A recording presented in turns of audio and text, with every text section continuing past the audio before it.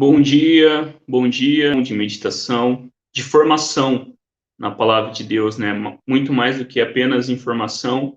A ideia é que a palavra de Deus realmente transforme o nosso coração e nos torne cada vez mais semelhantes a Cristo Jesus, pois esse é o propósito de Deus para cada um de nós, que a gente olhe para a história da Reforma e se inspire na vida de homens e mulheres que foram fiéis ao Senhor e que foram realmente até as últimas consequências para declarar que somente Cristo é o Senhor sobre todas as coisas. Vamos fazer uma oração neste momento? Senhor, nós te damos graças. Graças a Deus porque temos o privilégio, a oportunidade de estarmos aqui diante de Ti, abrindo o nosso coração, falando contigo. Obrigado porque isso é possível, porque Cristo Jesus morreu pelos nossos pecados, ressuscitou para a nossa justificação. E o que nós desejamos, Pai, é que nessa manhã a gente possa realmente refletir na Tua palavra e aprender um pouco mais sobre o Senhor. Fica conosco, aquieta nossa mente, nosso coração, para que assim a gente possa realmente, Deus, aprender um pouco mais da Tua palavra. Tudo isso nós pedimos em nome de Jesus. Amém. Amém. Queridos e queridas, dando continuidade, então, à nossa escola bíblica hoje, e como a gente sempre faz a cada domingo, hoje é o dia do Senhor 41, e as duas perguntas do Catecismo, a 108, pergunta assim: o que o sétimo mandamento nos ensina?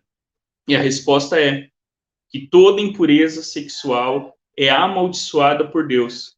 Por isso, devemos detestá-la profundamente e viver de maneira pura e disciplinada, sejamos casados ou solteiros. E ali embaixo para vocês estão as referências bíblicas.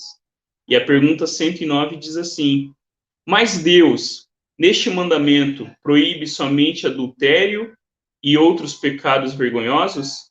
Não, pois como nosso corpo e nossa alma são o templo do Espírito Santo, Deus quer que os conservemos puros e santos.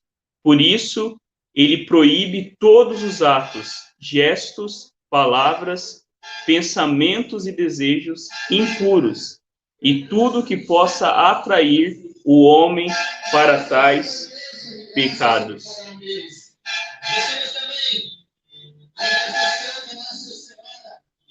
Só esperar um minutinho aqui que tá passando a carreata aí da...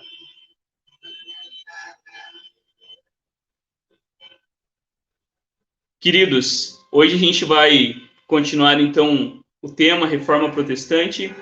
E antes de entrar nesse tema, eu queria deixar algumas dicas aí para vocês. Eu coloquei para vocês esses sites aí, que são sites muito bacanas, que nos ajudam, né, através da animação, através de recursos gráficos, a aprender um pouquinho mais a Bíblia.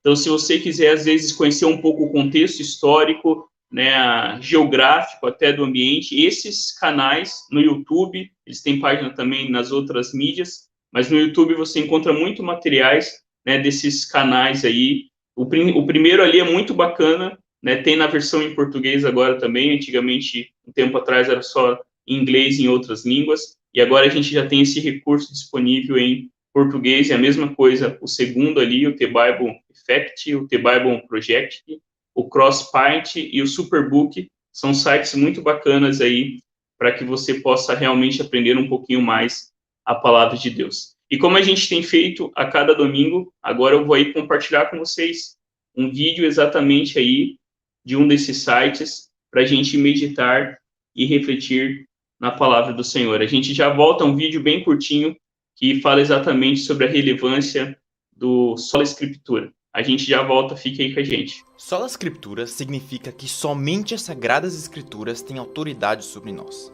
Sola Escritura é um princípio bíblico, mas por que damos tanta importância para a Sola Escritura?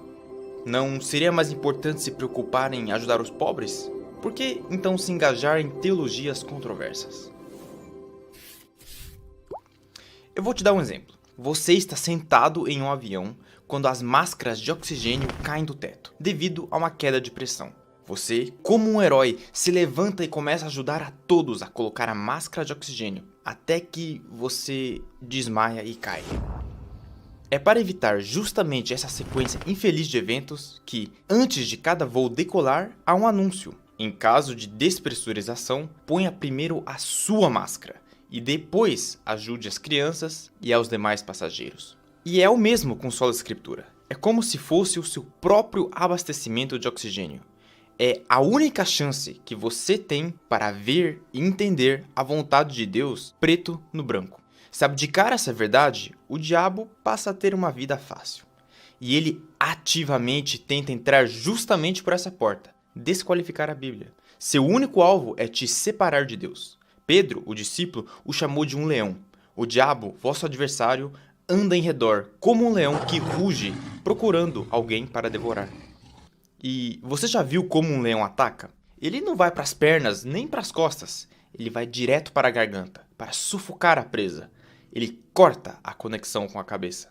E foi justamente isso que ele fez também lá no jardim. Será que Deus realmente disse isso? Com poucas palavras, cavou uma trincheira entre o homem, Adão e Eva, e Deus. Paulo diz aos Gálatas: vocês estão separados de Cristo, querendo ser justificados pela lei. Leia Gálatas 5. E também aos Colossenses: e não retendo a cabeça, da qual todo o corpo suprido e bem vinculado. Colossenses 2,19. E Satanás não mudou. Ele continua tentando a mesma coisa hoje. Como? Causando divisões entre o povo de Deus, tirando a palavra de Deus da mão dos simples, fazendo as pregações em latim, ou hebraico, ou língua inventada. Às vezes, ele até vira o jogo e promove, sim, o livre acesso à palavra, mas diz somente um seleto grupo pode interpretar. O simples, melhor nem ler. E, em cima disso, cristãos são encorajados a satisfazer seu desejo espiritual com fornicação intelectual e luxúrias morais. O temor do Senhor é jogado fora, de tal maneira que um retorno a um relacionamento vivo com o Eterno sequer é desejado pelos ouvintes. Portanto, a questão da autoridade da Bíblia não é uma questão menor, mas uma questão de vida e morte. Você precisa da palavra. Eu preciso da palavra. Nada mais e também nada menos.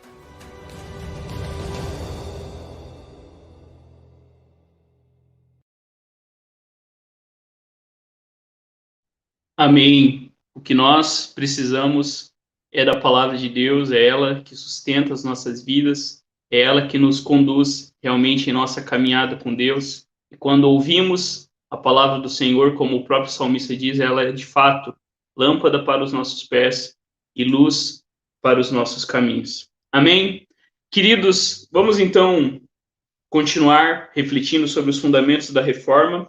A gente, semana passada, falou sobre alguns fundamentos, e semana passada a gente falou sobre a vida de Lutero, e hoje eu quero apresentar para vocês um outro personagem, aí um outro irmão nosso da Igreja de Cristo, que também faz parte desse movimento da reforma. Um autor diz assim: se ele fosse profético, deveria ter se referido a Martinho Lutero, que surgiu cerca de 100 anos depois. Assim escreveu John Foxe em seu livro dos Mártires do século XVI, referindo-se a uma declaração atribuída ao reformador boêmio João Hus, por ocasião de sua morte. Condenado por heresia em 1415 pelo Concílio de Constância, Hus, de acordo com uma história que se originou alguns anos após o fato, voltou-se para os seus executores pouco antes da sua sentença ser realizada e afirmou: hoje vocês queimam um ganso, mas daqui a 100 anos um cisne surgirá que vocês serão incapazes de cozer ou assar. Pouco depois de começar a ensinar, Hus experimentou, nas palavras de um biógrafo, uma mudança radical e fundamental, resultando em um compromisso mais profundo com Cristo. Essa mudança pode ter se originado da exposição ao pensamento de John Wycliffe, cujas ideias estavam começando a criar uma comoção em Praga. O programa de reforma de Wycliffe, que incluía críticas estridentes à imoralidade clerical, rejeição da doutrina medieval da transubstanciação e insistência sobre o acesso leigo à escritura na língua vernácula, chegou à Boêmia graças, em grande parte, aos estudantes tchecos que estudaram na própria Universidade de Oxford, de Wycliffe, e voltaram para casa com as mentes repletas das ideias de Wycliffe e as mochilas cheias de livros de Wycliffe. Quando a gente pensa, queridos e queridas, na Reforma Protestante, muitas vezes a gente acha que só começou ali em 1517, mas a grande verdade é que anos antes, homens e mulheres já tinham tentado, lutado pela pureza da igreja, pela necessidade das pessoas terem acesso à escritura secreta, à sagrada,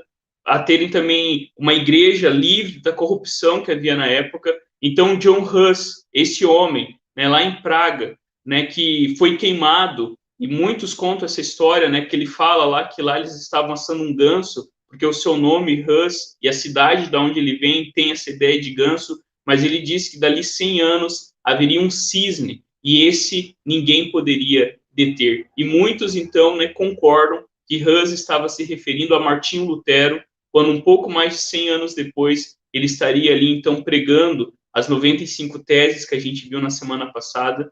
Mas John Huss e também John Wycliffe, que foram considerados hereges pela igreja, lutaram pela pureza, lutaram para que a Bíblia chegasse, né, na língua do povo, mas esses homens foram mortos, né, pela igreja na época, mas as suas ideias e o movimento de reforma estava sempre presente na vida da igreja. Na verdade, a gente pode trazer à mente desde o tempo dos profetas, né? Os profetas, né, lutavam pela pureza, lutavam contra a idolatria, né? Quando a gente vê lá a redescoberta no tempo do rei Josias, do livro da lei, e como então Josias começa toda uma sessão de reformas, né, no culto, na vida das pessoas, e realmente chama o povo ao arrependimento, e da mesma forma a reforma é esse movimento, né? Os reformadores nunca quiseram dividir a igreja e fazer uma nova igreja, eles queriam que a igreja verdadeira, né, que a igreja de Cristo se purificasse de tudo aquilo que era contrário à palavra de Deus, mas não foi bem isso que aconteceu. Então, em 6 de julho de 1415, esse, né, John Huss, foi despojado de suas vestes clericais, enfeitado com um chapéu de burro com desenhos de demônios, amarrado a uma estaca e queimado até a morte. De acordo com um relato de testemunhas oculares, ele confiou sua alma a Deus e cantou um hino a Cristo enquanto as chamas o envolviam. Uma vez morto, as autoridades trituraram seus restos mortais e o jogaram no rio Reno para impedir que fossem venerados por seus seguidores. Ironicamente, Huss provavelmente teria apreciado esse gesto final. Então, diante da fidelidade a Deus e a sua palavra, diante daquilo que o próprio Deus coloca, né, esses homens, né, sacrificaram a sua vida em prol do movimento da reforma, e da mesma maneira nós estamos aqui hoje, porque homens e mulheres foram levantados por Deus, entregaram a sua vida. Pense, né, nos mártires cristãos da primeira era, né, no primeiro século, né, quantos irmãos e irmãs que suportaram, de fato, como diz Hebreus, até o sangue, né, para que o evangelho pudesse chegar até cada um de nós. Nós devemos, então, louvar a Deus pela vida de homens e mulheres, e também nós devemos ser encorajados neste mundo tão difícil que a gente vive, a sermos fiéis à missão de Deus no mundo hoje. Vamos, então, queridos, continuar aí os fundamentos da Reforma Protestante. A gente já falou um pouquinho sobre somente a Escritura, somente a fé, somente a graça, e hoje a gente vai continuar ali a partir do somente Cristo, somente Deus a glória. A gente vai falar também sobre o sacerdócio universal de todos os crentes. Os 5 solas, né, são muito importantes, eles sintetizam muito, né, daquilo que foi o movimento reformado, mas o sacerdócio universal de todos os crentes, a ideia de que todo cristão e toda cristã também tem a mesma autoridade, também tem livre acesso a Deus, não precisa de um mediador, foi resgatado pela Reforma Protestante. E, além disso, também a ideia de vocação e trabalho como meios de Deus ser glorificado. Naquela época, a vida era muito separada entre sagrado e secular, aquilo que era feito, né, na igreja, na missa, no espectro religioso era sagrado, e o trabalho no campo, o trabalho em casa, não era visto assim. A reforma protestante vai realmente, né, traçar uma nova linha baseada na Escritura Sagrada, de que todo trabalho é bênção de Deus e pode ser e deve ser usado para a glória de Deus. Vamos, então, olhar o primeiro ali, e como a gente falou na semana passada, é esse livro que está nos conduzindo nessa reflexão, porque a reforma ainda é importante, porque 504 anos depois, ainda a reforma protestante é importante para cada um de nós, e a gente percebe que, de fato, né, a gente, em muitos aspectos, que pode ter mudado em alguns sentidos, mas a gente continua precisando, né, da palavra de Deus, a gente precisa ser lembrado que a gente é aceito por Deus, não por autorrealização, não por sucesso, não por números, mas pela fé em Cristo. A gente precisa ser lembrado continuamente que é somente pela graça de Deus que nós podemos realmente ser salvos. Não há bem nenhum em nós. Se não fosse a graça de Deus, nós estaríamos perdidos. E da mesma forma, né, o somente Cristo. E sobre somente Cristo, a gente vai falar sobre a nossa união com Cristo, né? Quem sou eu? Quem nós somos? E a palavra de Deus lá em Efésios diz assim: para louvor da glória de sua graça, que ele nos concedeu gratuitamente no amado.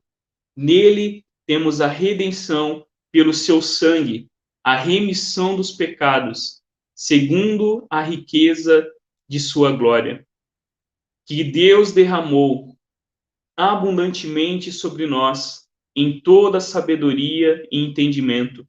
Ele nos revelou o mistério da sua vontade, segundo o seu propósito, que ele apresentou em Cristo, de fazer convergir nele, na dispensação da plenitude dos tempos, todas as coisas, tanto as do céu como as da terra. Quando nós refletimos sobre este fundamento, né, somente Cristo, solos Christus, o que isso quer dizer para mim e para você? Isso quer nos lembrar que nós não temos outro Senhor a não ser Cristo Jesus, que nós não temos outro mediador entre Deus e os homens a não ser Cristo Jesus. Na verdade, quando a gente reflete sobre esse fundamento nos lembra que nós não temos, né, que entregar o nosso coração, entregar a nossa vida a nenhum outro, a não ser o amado das nossas almas, aquele que morreu na cruz e nos salvou na cruz do Calvário, aquele que realmente pagou o preço pelos nossos pecados. E quando a gente pensa em Cristo Jesus e na nossa união com Ele, isso realmente muda todas as coisas, né? Porque naquele momento da Idade Medieval ali, né, naquele período, as pessoas achavam que estavam sempre longe de Deus, que elas precisavam ir até um mediador, para esse mediador fazer a ligação entre eles e o Senhor.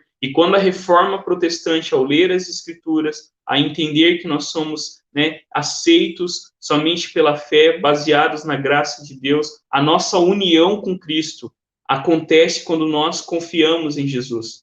Quando em fé e arrependimento nós confiamos em Cristo Jesus, nós somos unidos a Cristo Jesus. E não há nada que possa nos separar de Cristo Jesus. Não é isso que Romanos 8 canta para nós? Quem poderá nos separar do amor de Cristo? Quem poderá dividir aquilo que Deus uniu? Então, quando nós refletimos naquilo que a Escritura ensina sobre a nossa união com Cristo, de que nós estamos nele e unidos a ele, nós podemos realmente vencer todas as lutas espirituais, que unidos a Jesus, nós podemos viver em novidade de vida. Isso muda todas as coisas.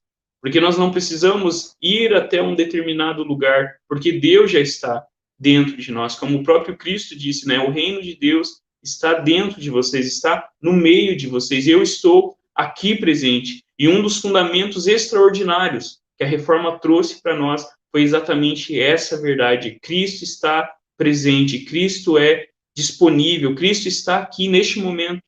E quando em fé e arrependimento nós confiamos nele, nós abandonamos a nossa velha vida e abraçamos a Cristo Jesus como verdadeiro Senhor e Rei das nossas vidas, nós vivemos então unidos a Jesus Cristo. E quando a gente pensa em todas as coisas, isso deve mudar as nossas expectativas. Isso deve nos levar realmente a uma confiança mais profunda de que se nós estamos em Jesus Cristo, não há mais condenação. Se nós estamos em Cristo Jesus, nós somos aceitos por Deus. Se nós estamos em Cristo Jesus, como a própria palavra diz, nós somos mais do que vencedores por meio de Cristo Jesus, aquele que nos amou e se entregou por nós. E sobre isso, nesse livro, Por que a Reforma ainda é importante, o autor diz assim: comunhão com Cristo, significando o verdadeiro prazer em Cristo, é algo flutuante nos crentes.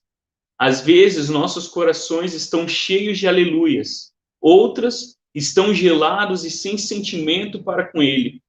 Esse calor esvoaçante da comunhão, contudo, não era visto pelos reformadores como fundamental ou o ponto essencial da nossa união com Cristo. Pelo contrário, o puritano Richard Sibbes, na obra talvez mais notável sobre o Cântico de Salomão, escrita do ponto de vista da Reforma, expressou isso da seguinte forma: a união é o fundamento da comunhão. No pensamento reformado, a união com Cristo é algo fixo e estabilizado, o sólido fundamento sobre o qual podemos conhecer a alegria perene. Para os reformadores, a diferença entre união e comunhão provinha da sua forte crença na centralidade de Cristo, fonte e substância de todo o bem. Então, aqui nós percebemos duas coisas: comunhão com Cristo e união com Cristo. Quando nós entendemos que o fundamento da comunhão é a união, nós vivemos uma vida realmente onde podemos desfrutar dessa alegria perene. Mas quando nós confundimos e colocamos a comunhão como fundamento e não a união, nós ficamos como o autor coloca ali, né? Às vezes sentindo aí, né, o coração gelado, sem sentimento algum. E o que a reforma resgatou foi essa realidade, a realidade de que se estamos unidos com Cristo pela fé, não há o que temer. Nós podemos então desfrutar da comunhão que temos em Cristo Jesus. Essa, queridos, deve ser uma verdade no nosso coração. No dia mau, na noite escura da alma, quando as coisas não estiverem caminhando bem, nós sermos lembrados que estamos unidos a Jesus e não há nada que nos separa do seu amor. Nos momentos mais difíceis, né, quando as lutas, né, tentarem nos destruir, nós precisamos lembrar que nós estamos seguros em Cristo Jesus, que se estamos unidos a Ele, nós podemos vencer todas as coisas. E é sobre exatamente isso que a Reforma Protestante resgatou. Enquanto as pessoas viviam uma mentalidade, uma compreensão de que Cristo estava sempre distante, que eles estavam sempre sozinhos, que eles estavam sempre à deriva no meio das suas tempestades, que eles não conseguiam encontrar uma maneira de se achegar a Deus, a reforma vem e resgata a centralidade de Cristo Jesus como Senhor de todas as coisas e como aquele que está presente no nosso meio. A grande questão é se estamos unidos com Jesus pela fé, se estamos agarrados tão somente à cruz do nosso Senhor. E quando nós pensamos nisso, o Cristo que nós apresentamos é o Cristo crucificado, é o Cristo servo sofredor, é o Cristo que deu a sua vida para que hoje eu e você pudéssemos desfrutar da palavra de Deus e de tudo aquilo que Deus tem colocado no nosso meio. Por isso a pergunta para mim e para você é essa: estamos unidos a Jesus? E como que nós nos unimos a Jesus? O próprio Cristo diz no seu ministério por várias vezes: arrependam-se e crede em mim, crede no Evangelho, confiem em mim de todo o coração. Quando a gente reflete na Igreja de Jesus, por que a Igreja foi perseguida pelo Império Romano? Por que várias religiões podiam conviver tranquilamente, né, no Império Romano? A grande questão é que a Igreja de Cristo sempre pregou a centralidade de Jesus como o único Senhor. Enquanto muitas religiões aceitavam vários senhores, aparece ali um grupo de pessoas nada ousadas, que são até colocadas, né, como pessoas que estavam ali alvoroçando o mundo, né, conturbando as coisas, porque eles declaravam a centralidade de Cristo Jesus. É somente Cristo que deve ser o meu Senhor e o seu Senhor. Nós não devemos entregar o nosso coração, a nossa fidelidade, a nossa obediência profunda a ninguém mais, a não ser o próprio Cristo Jesus.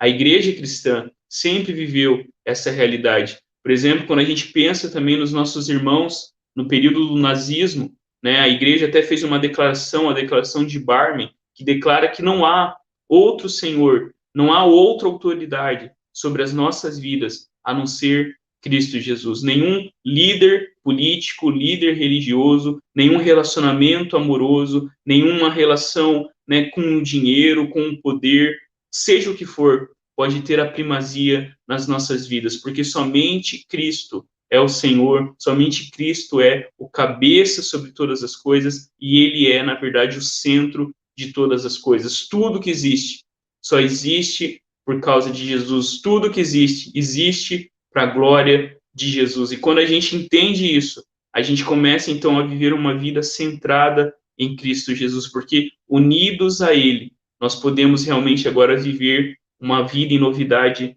para a glória de Deus. Amém? Queridos e queridas, que eu e você possamos resgatar esse fundamento da reforma. O somente Cristo não é uma ideia vaga, abstrata, mas é uma ideia realmente importante para as nossas vidas.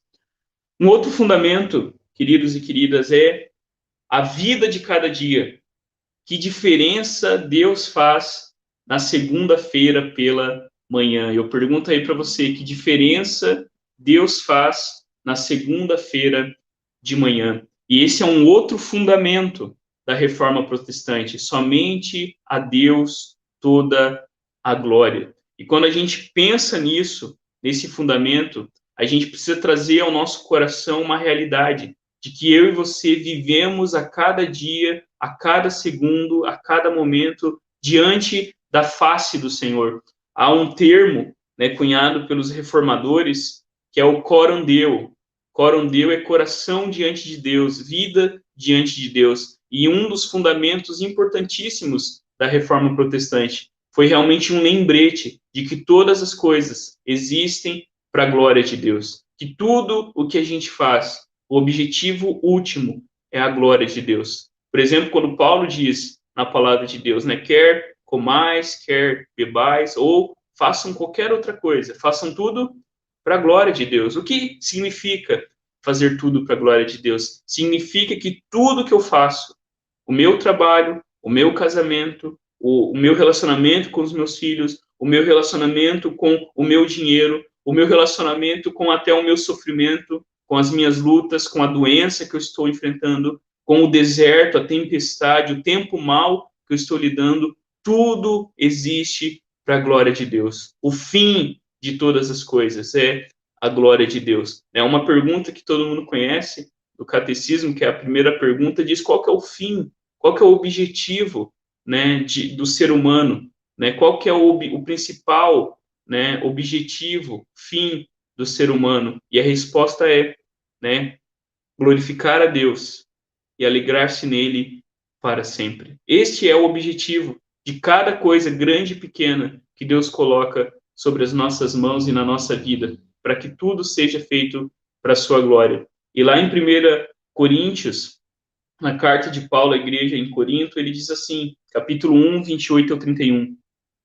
Deus escolheu as coisas humildes do mundo e as desprezadas e aquelas que não são para reduzir a nada as que são, a fim de que ninguém se vanglorie na presença de Deus. Mas vós sois dele, em Cristo Jesus, o qual se nos tornou, da parte de Deus, sabedoria, justiça, santificação e redenção, para que, como está escrito, aquele que se gloria, glorie-se no Senhor. Quando nós pensamos na glória de Deus, Deus é o oposto de tudo que o ser humano caído faz. Deus escolheu as coisas humildes. Deus escolheu aqueles que eram desprezados. E quando a gente pensa nas maneiras como Deus age, hoje a gente à noite vai falar sobre a parábola, né, da semente, do grão de mostarda, né, e a gente percebe como que Deus usa as coisas pequenas para mostrar a sua glória, como que Deus desbanca os poderosos, usando, né, as pessoas simples e humildes na sociedade. Às vezes a gente pensa, né, poxa, que diferença que a gente pode fazer no mundo, no meio, né, de tanta loucura que a gente vive, a gente, né, é o pequeno rebanho do Senhor, que diferença a gente pode fazer no mundo? Mas a grande verdade é que Deus é que pode fazer a grande diferença no mundo através das pequenas pessoas como eu e você. Deus, ele escolheu, né, as coisas humildes. O próprio apóstolo Paulo vai dizer que Deus não chamou pessoas poderosas, mas ele veio realmente chamando os humildes. E tanto no Antigo Testamento, como também na vida de Jesus, no seu ministério, nós vemos o próprio Cristo, né, através da sua missão, através mesmo da maneira como Jesus veio ao mundo, mostrando que Deus confunde os poderosos, que o caminho do Senhor é para baixo, que o caminho, né, para o alto é quando a gente realmente toma a nossa cruz e segue Jesus no caminho do discipulado. Quando a gente pensa nesse texto que está aí para você, a parte importante é quando a gente lembra aquilo ali, vocês são dele em Cristo Jesus. A nossa vida, a nossa identidade está baseada nessa certeza. Pertencemos a Cristo Jesus, pertencemos ao Senhor, nós somos parte daquilo que Deus é. Então agora a gente pode então viver a nossa vida, como o próprio texto diz, com sabedoria, justiça, santificação e redenção. Para quê? O fim, o texto diz, para que toda a glória seja dada a Deus. Se nós vamos, né, nos glorificar em alguma coisa, que seja como a palavra de Deus diz, em conhecer ao Senhor, em prosseguir em conhecê-lo e fazer o seu nome conhecido. E sobre isso, o autor diz assim: só lhe deu glória, a glória somente a Deus, era uma das principais afirmativas do pensamento da Reforma. A Reforma enfatizou que todas as realizações da salvação estavam distantes do valor humano, colocando tudo aos pés de Deus. Ninguém podia dizer, recebi a vida eterna porque tenho uma vida boa, ou sou religiosamente consagrado, ou minha razão é bastante sagaz. Toda a glória pertence somente a Deus, mas só lhe deu glória também se tornou o resumo de um estilo de vida reformado. A vida cotidiana tornou-se o contexto no qual glorificamos a Deus. Tal ênfase na vida cotidiana vinha da redescoberta dos reformadores das Escrituras, pois eles refletiam o cristianismo bíblico, mas também fluiu de sua redescoberta da justificação pela fé. Assim, o Evangelho nos impele de volta para o mundo a fim de servir em amor ao próximo. E eu pergunto para você qual que é o estilo de vida que nós temos vivido. O estilo de vida, a cultura de vida que a gente tem vivido é essa vida diante do Senhor, fazendo todas as coisas para a sua glória, lembrando que nós estamos aqui com o objetivo não de viver autocentrados, porque é isso que o pecado fez, mas o que Cristo nos chama é viver uma vida dedicada a Deus e ao nosso próximo. E sobre isso, quando a gente pensa sobre a glória de Deus, eu coloquei uma citação de Lutero, quando ele diz assim: concluímos, portanto, que o cristão não vive por si mesmo, mas em Cristo e para o seu próximo. De outra feita, ele não é cristão. Vive em Cristo pela fé e em seu próximo pelo amor. Pela fé, ele é levado para além de si mesmo, para Deus. Por amor, ele desce abaixo de si mesmo para o seu próximo. O cristão não vive para si mesmo, mas vive pela fé em Cristo Jesus e em amor para as pessoas que estão à nossa volta. Amém? Queridos e queridas, deixa eu correr um pouquinho aqui, deixa eu ver, o nosso tempo aí já está quase. E lembrando, né, irmãos, eu quero aproveitar quem está aqui acompanhando, hoje, 11 horas, vou colocar aí para você, hoje, 11 horas, nós temos o Semear Kids, né, as crianças aí, os pais que estão aqui com a gente, se conecte lá, a gente vai terminar essa transmissão e 11 horas a gente começa a transmissão voltada para as nossas crianças. Então, a gente pede aí os papais, as mamães, os responsáveis que estão aí, coloque lá para a criança, acompanhe a criança ali, será um tempo mais ou menos de uns 20 minutos, Vai ser um tempo bem breve, onde as crianças também estarão ouvindo a palavra de Deus. E por isso, então, se conecte aí com a gente e não fique de fora. Amém? Um outro fundamento muito importante e precioso, que às vezes a gente perde de vista, é o sacerdócio universal de todos os crentes. Né? Isso foi resgatado pela Reforma Protestante, principalmente quando se mudou. Né? Se você perceber, né, somente a Escritura que coloca a Bíblia na mão de cada um de nós, somente a fé, né, que nos lembra que a gente é aceito por Deus por causa daquilo que Cristo fez na cruz do Calvário. Quando a gente entende que todas as coisas são por graça, não é por fazermos isso, fazermos aquilo, não é por pagar uma promessa, não é por fazer um sacrifício financeiro, mas tudo é por graça de Deus. Deus não está refém do ser humano, né? Deus age com graça e com misericórdia segundo a sua própria vontade. Quando a gente entende que Cristo é o nosso Senhor e nós estamos unidos a Cristo Jesus, e quando a gente entende que todas as coisas são para a glória de Deus, é inevitável que o sacerdócio seja redefinido. Então, o texto diz assim: a justificação pela fé significa que não havia mais necessidade de um sacerdote como intermediário. Todos os cristãos têm acesso direto a Deus por meio de Cristo. Assim, em seu tratado de 1523, concernente ao ministério, Lutero argumentava que todo cristão é sacerdote. Ou melhor, só existe um sacerdote, Jesus Cristo, mas todos que nele estão são sacerdotes e têm acesso a Deus. Somos sacerdotes, como ele é sacerdote, filhos, como ele é filho, reis, como ele é rei. A Igreja Católica se dividia em duas classes, clero e leigos. Lutero aboliu essa distinção. O cristão se torna sacerdote em seu batismo. Isso é uma coisa muito importante para a gente guardar no nosso coração. A igreja não é dividida entre o clero e os leigos. Naquela época, e ainda que algumas igrejas façam essa distinção, a grande verdade é que todos nós, tanto líderes como os membros da igreja, são um só, são um corpo de Cristo.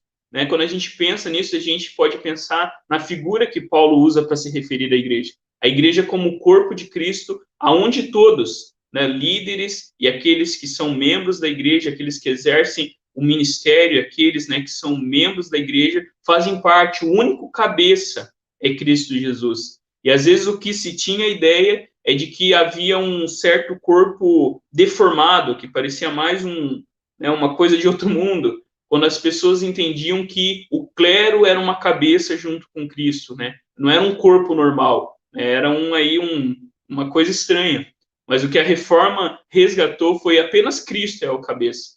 E é a cabeça que é Cristo que ordena, né, que o corpo assim obedeça e se submeta à sua vontade. Então, quando a gente entende isso, que toda a igreja é um corpo orgânico, vivo, né, como a gente canta naquela música, né, um corpo bem ajustado, uma família, né, onde a gente pode realmente viver a nossa vida para a glória de Deus, onde a gente pode servir uns aos outros, essa distinção entre clero e leigos é quebrada. Porque, na verdade, a Bíblia sempre fala e se refere à igreja como o corpo de Cristo. Existe, sim, os líderes, existem os membros, mas todos eles têm funções dentro desse corpo. E o que acontecia naquela época, que envolvia também muita corrupção, era que os cargos religiosos eram comprados. Né? Havia todo ali um esquema, né, de compra de cargo, de pessoas que chegavam, porque eram também meios, né, de enriquecimento, e o que a reforma veio para trazer foi exatamente isso.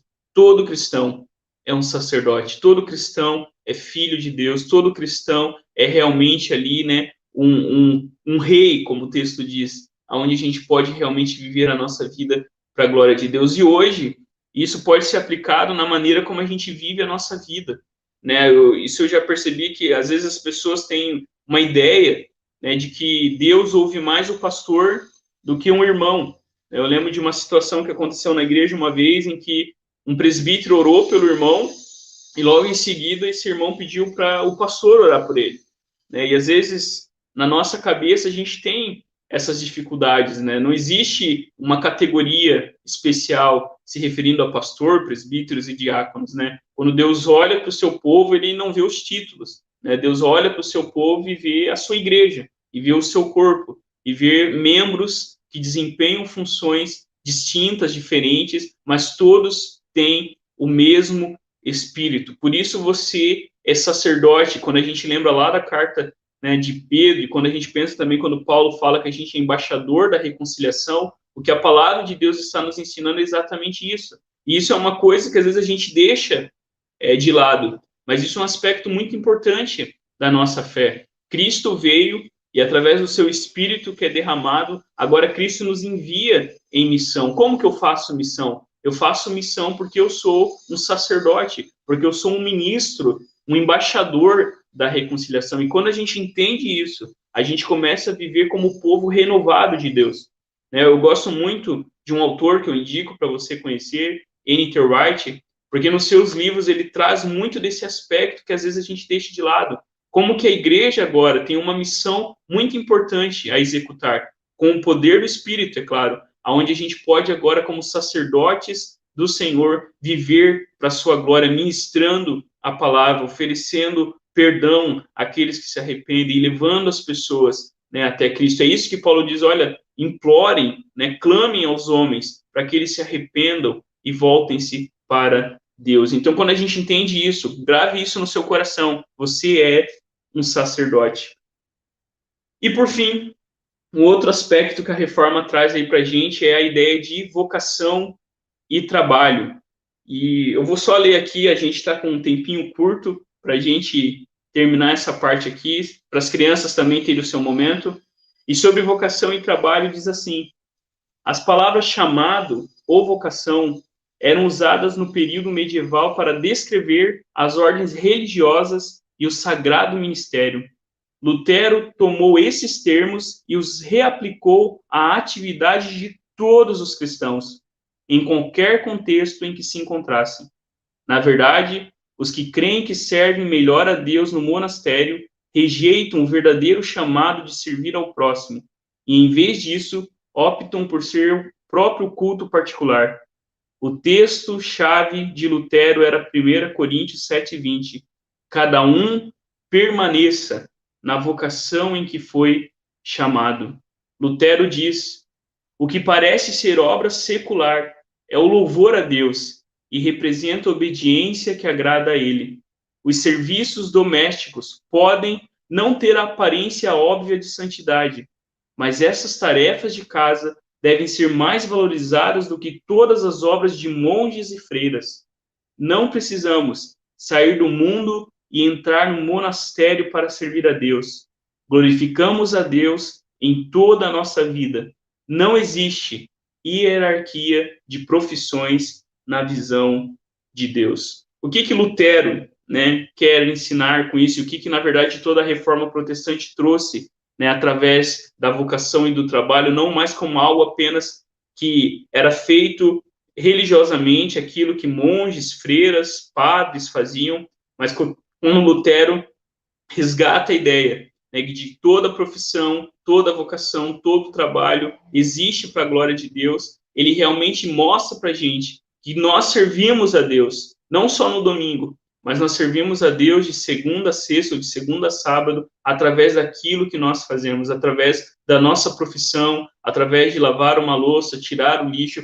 Tudo que nós fazemos é para a glória de Deus e tem nele mesmo o valor. Quando a gente pensa no Deus Criador e como Deus se envolveu com o seu mundo, né, mostrando que o trabalho não é fruto do pecado, que muito no nosso imaginário a gente tem isso, né, que o trabalho é por conta do pecado de Adão e Eva. Não, o trabalho se tornou pesado, né, se tornou também pecaminoso, né, por causa do trabalho, do pecado humano. E tanto os sistemas, seja o socialismo como o capitalismo, que nenhum deles a gente pode fechar 100%, carregam, né, o pecado que está aí presente, né? Chesterton critica muito bem não só o socialismo, como também o capitalismo, que às vezes a gente confunde capitalismo com fé cristã, e a gente precisa fazer essas distinções, mas o que a reforma protestante, o pensamento reformado trouxe, é que nós glorificamos a Deus quando a gente está lá dentro da fábrica, quando a gente está lá no escritório, quando a gente está lá no lugar onde a gente trabalha, quando a gente está limpando a nossa casa, quando a gente está cozinhando, tudo que a gente está fazendo ali é espiritual, é culto a Deus, e nós devemos, então, assim, viver as nossas vidas para a glória do Senhor. Para a gente terminar, né, uma história muito conhecida, talvez você já tenha ouvido, é a famosa história do sapateiro, né, que procura Lutero, né, porque o sapateiro chega lá, Lutero, eu quero servir a Deus, eu quero glorificar a Deus. E o sapateiro talvez esperasse que Lutero mandasse ele ir para o seminário, alguma coisa nesse sentido, e Lutero diz, olha, volte para o seu trabalho, né, faça um bom sapato e venda por um preço justo. Essa história, né, que é um símbolo dessa mudança de pensamento. Né? Se fosse, talvez, no pensamento anterior, Lutero mandasse ele para o monastério, afinal, Lutero também tinha sido monge, né? Naquele chamado que ele teve lá na tempestade, ele prometeu, né, de forma quase obrigatória, a servir a Deus para não perder a vida. E através dessa história, o que a reforma traz para mim e para você, o que você vai fazer amanhã, lá no seu trabalho, você faz como culto a Deus. Então, isso inverte tudo. Né? A gente não trabalha só pelo dinheiro, mas a gente deve lutar e trabalhar para que, através do nosso trabalho, Deus seja glorificado, para que, através do nosso trabalho, a gente possa abençoar outras vidas. Por isso que a gente possa viver essa cultura para a glória de Deus. Amém? Queridos e queridas, encerrando, beleza? Então, hoje a gente viu aí, né, somente Cristo, somente a glória de Deus, né, somente Cristo é Senhor, viva a sua vida para a glória de Deus, a importância do sacerdócio universal, e também a gente viu aí a vocação e o trabalho como bênção de Deus. Amém? A Escola Bíblica Semear Kids. Vamos fazer uma oração? Senhor, te louvamos, porque Cristo não está longe de nós. Na verdade, Cristo está aqui, presente. E nós te louvamos porque, apesar de não estarmos reunidos presencialmente, nós cremos, Deus, que a tua presença nos une neste momento.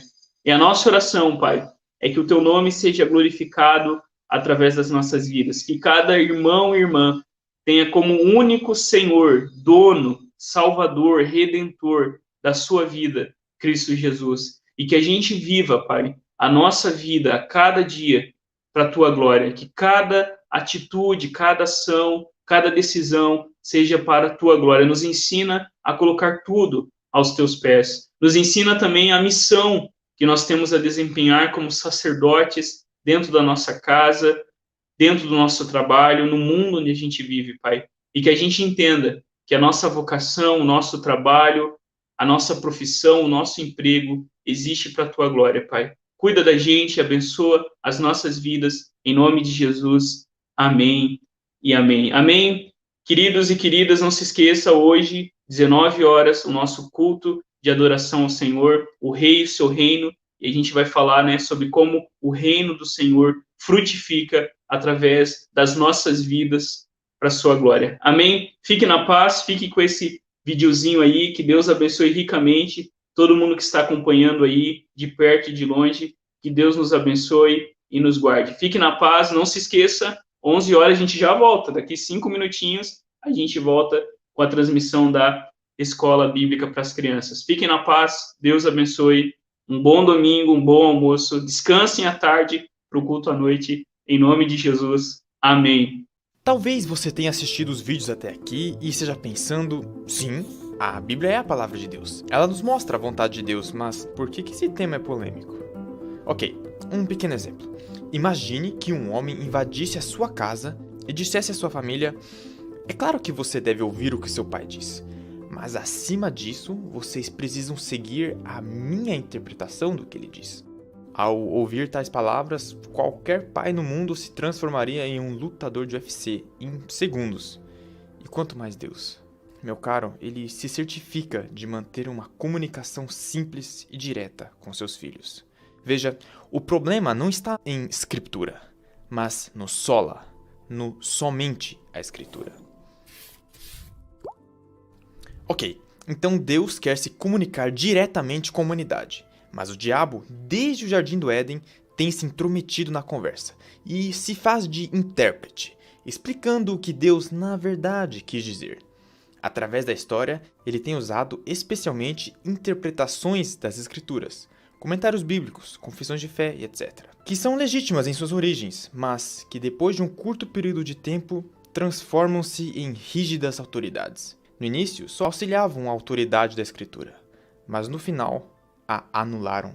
Muitos anos atrás foram os saduceus e os fariseus que fizeram isso. Hoje são as grandes igrejas estabelecidas. É assim que o raciocínio deles vem. A escritura é muito complicada e o povo é muito parvo para entendê-la. Nós precisamos de uma tradição eclesiástica igualitária que nos explique com autoridade a Bíblia. Além de uma autoridade eclesiástica contemporânea, ou que tal um papo à frente, para gerenciar esse processo. Esse sistema foi tão bem elaborado que por mais de 1000 anos as pessoas comuns não tiveram acesso à palavra de Deus. E, só como um pequeno adendo, nada mudou. O Concílio Vaticano, começado em 1962 e vigente para toda a fé católica até os dias de hoje, diz: o encargo de interpretar autenticamente a palavra de Deus, escrita ou contida na tradição, foi confiada ao magistério vivo da Igreja, cuja autoridade é exercida em nome de Jesus Cristo, isso é, aos bispos em comunhão com o sucessor de Pedro, o bispo de Roma. A Igreja se tornava cada vez mais corrupta, até que Martinho Lutero apareceu no palco e resumiu: o Papa e os concílios podem errar, mas a palavra, a Sagrada Escritura, não erra. O pensamento bíblico por trás disso é que Deus não pode mentir, mas homens, sim. É por isso que a palavra do homem é falha, mas a palavra de Deus é impecável. A Sagrada Escritura, portanto, está entronizada acima de tudo. É a norma que direciona tudo. Lutero colocou isso em oposição à tradição eclesiástica e aos ensinamentos associados, e também rejeitou o sentimentalismo espiritual que já existia em seu tempo, e infelizmente abunda até o dia de hoje. A ideia de ouvir o que Deus tem a dizer fora da Bíblia. A Bíblia afirma claramente que a fé, o nosso relacionamento com Deus, vem pelo ouvir e ouvir a palavra de Deus. Nosso relacionamento com Deus é baseado na palavra de Deus e não em visões externas. Romanos 10:17. O Espírito Santo viaja junto na carruagem da palavra. Ou como Calvino disse, os entusiastas que deixam a Escritura ir e só querem uma revelação imediata destroem todos os fundamentos da piedade. Quem rejeita as Escrituras e depois sonha com algum caminho para chegar a Deus, não caminha somente em erro, mas em delírio. Então, resumindo, a Bíblia é a mais alta autoridade, a diretriz acima de tudo. Ok, mas agora surge a questão: a Bíblia é, de fato, difícil de entender ou não? Veremos isso no próximo vídeo.